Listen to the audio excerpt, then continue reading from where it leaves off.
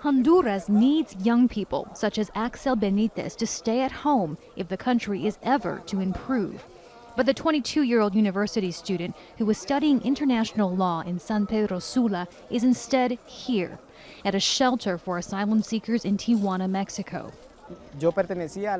I was part of the Student Federation in northern Honduras. I was the leader. He showed Al Jazeera documents of his student records and activism. This interview with Honduran TV in 2014. He's seen here appealing for government help to protect students from violent attacks.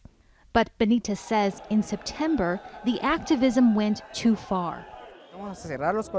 We were going to close the high schools for a time to demand the government give us free tuition as they promised. After my friends returned from a meeting, they were taken by two men in government uniforms. The Honduran media broadcast this video set to show the students' kidnapping.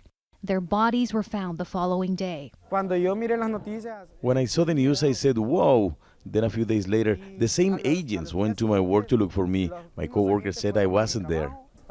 Fearing for his life, 10 days later, Benitez joined a caravan of people fleeing Honduras.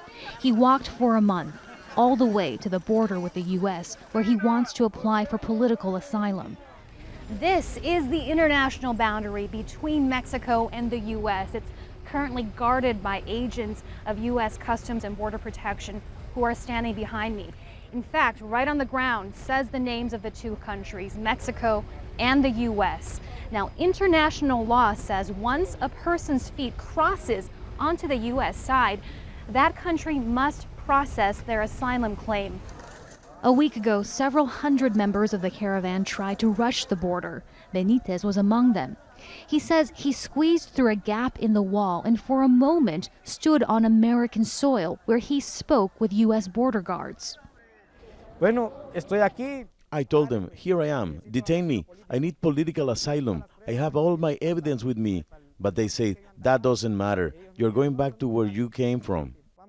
Benitez says he was illegally forced back to the Mexican side of the border. A U.S. Homeland Security spokesperson says the agency is looking into the claim. We know that some people are trying to go in and then they send them back without their case, which is illegal. Of course it's illegal. But what can asylum seekers do? Downtrodden, Benitez is now on the months-long waiting list to ask for asylum again. He says he feels stuck between the Honduran homeland he can't help and the United States that doesn't want him. Heidi, Zhou-Castro, Al Jazeera, Tijuana, Mexico.